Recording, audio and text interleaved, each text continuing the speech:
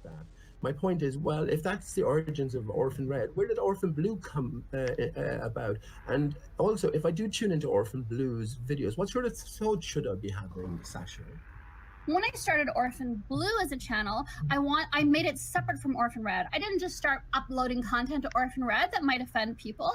I started a different channel for a different audience. And what I wanted to do with Orphan Blue, I wanted to talk about meaning, intimacy, sexuality as something sacred, something beautiful, something about bonding and trust that I feel is lacking in our society. I think our society is so saturated with pornography and casual sex that all the intimacy has been stripped away from sex, and all the meaning of sensuality has been stripped away, and the bonding and trusting experiences of sex and sensuality have been gutted out of sexual acts. And so what I wanted to do was talk about the beauty and meaning and sexuality, and have open discussions about how do we, in a world where we're bombarded with this pornographic, perverted sexuality, how do we hold on to sacred sexuality? And how do we experience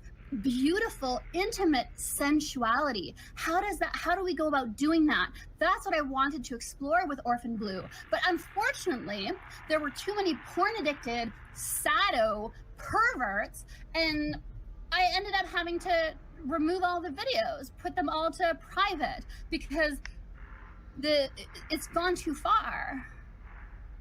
It's a risky venture you went into. Listen, I absolutely agree with you.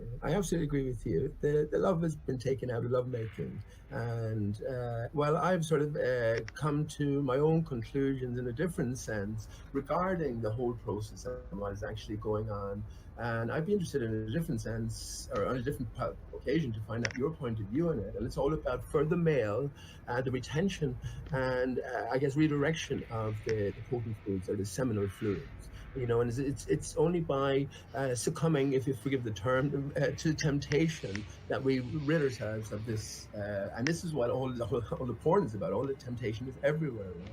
So it's by overcoming these temptations of the flesh, that we can sort of imbue and redirect all of this vital fluids, and you know, to a big degree then escape from this the shackles we're under in terms of illumination. See, I disagree with you on that. I think that you're wrong. I think that it's the exchange of sexual fluids that adds a chemical level to the bonding between individuals. So, for example, science has found that semen acts as an antidepressant for women, and that there are anti-aging properties in semen for women when they're having unsafe sex, so there's no barrier.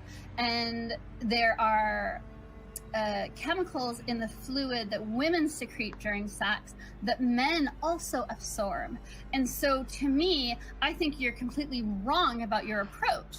I actually think that the exchange of sexual fluids between two people, chemical level, it enhances the bonding experiences. It enhances the oxytocin release, which is not just related to bonding, but also to trust, and also to feelings of happiness in a peaceful way, like a satisfied happiness, not a dopamine happiness, which is different. Anyway, so I actually think that you're wrong. I think that people who are having meaningful, sacred, intimate sex should benefit from the exchange of fluids. What you're talking about is masturbating and to porn that is meaningless, and then that's a different thing. So I wasn't looking, like, if you can, people masturbate to anything and everything.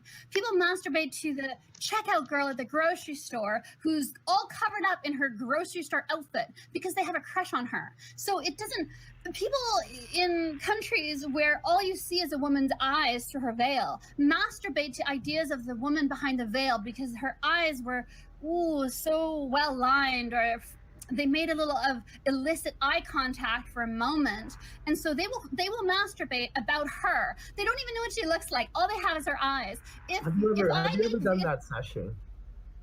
I don't masturbate to women in veils. No, but my point is this: it doesn't matter how much you cover up your women. Men will still find them desirable and will still think about them in desirable ways. The onus is on you. The onus is not on society to cover up women. It's not for me, because even if I cover every inch of my skin, if you find me interesting and if we flirt and if you find me desirable, you're still going to think about me while you masturbate. So it's on you to not masturbate. It's not on me to cover every inch of my skin to not tempt you. Like, you have to be an adult. That's the difference between the Muslim world and the Western world. In the Western world, the individual is responsible for their choices. In the Muslim world, women are responsible for not eliciting in you what you need to strengthen. Like, it's not I'm eliciting lust, it's that you're choosing to focus on that. Even if all you saw was my mouth, or if all you saw was my eye, if you were to fall in love with my personality, then just seeing my eye makes you think my personality, you'd still get off on that. So it's nonsense, and it's pretense. It's just about blaming other people for your weakness, and I think that's not going to make you stronger. If you don't want to masturbate to me, then don't do it. It's not about me covering up. What do you, let's switch it to women. Forget about men. What do you know about men and what men think? Only in a very general way, surely, Sasha, as you're not a man. Well, can the situation be reversed and applied to you as well? In what way? Well, I mean, do you see a guy in a pool, a pair of Speedos or something, and masturbate to him? Is this how it works with females? No, I don't masturbate to a man in Speedos. Aroused by somebody who is fully clothed or in a certain type of suit, or yes, a man who's wearing a form-fitting suit, who has a triangular shape, broad shoulders, kind of a narrow waist, narrow hips, who's intelligent, who's kind, who's brilliant. Then that's the kind of thing that I'll fantasize about. This is where the eyes and the suit sort of come together, right? Because you can't tell all of this from a suit. This is why the eyes are so appealing. When a woman is covered up, your imagination kicks in, and then you craft all of these qualities around the picture that you build and masturbate over. If you so. Yeah, but it doesn't matter if you're imagining breasts that you've never seen, or if you're imagining breasts that you've seen cleavage of. There's no difference. You're choosing to imagine the breasts in order to get yourself off. That's on you.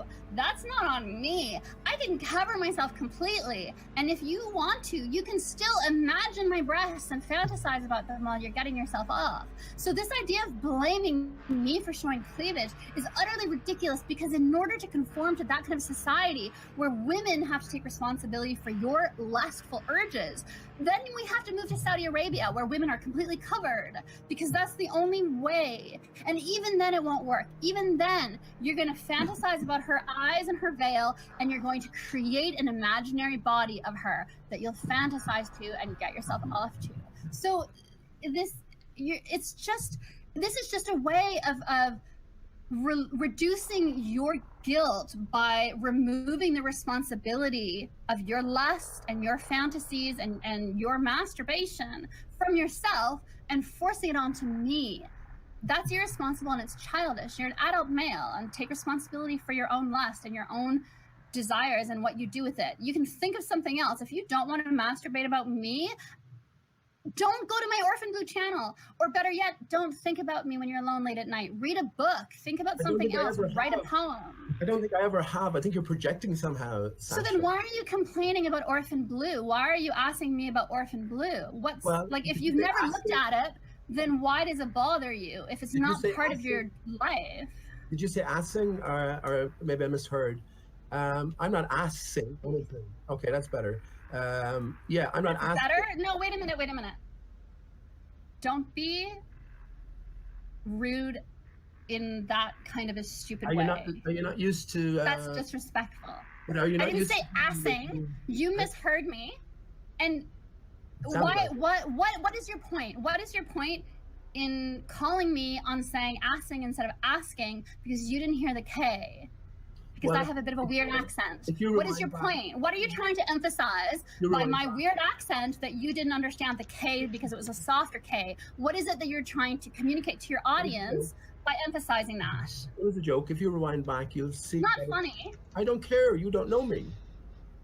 Yeah, but it's not funny. It's rude, and it's an attempt to no. It's an attempt to demean me. That's laughing at someone. You're attempting to demean me and then laugh at me. That's not joyful laughter. That's not laughing with people. That's an attempt to always put others down and then laugh at them. That's ugly. It makes the world ugly. You're making the world ugly by engaging in that kind of humor. That's not even humor. It's just debasing the people around you that you disagree with, or that threaten your sense of self in some way.